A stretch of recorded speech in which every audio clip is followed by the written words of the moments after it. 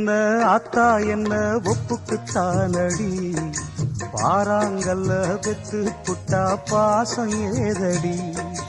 பெத்த புள்ள தந்த பணம் உப்புக்கு ஆகுமா, தாய்ப்பாலுக்கு கணக்கு போட்டா தாலி மிஞ்சுமா,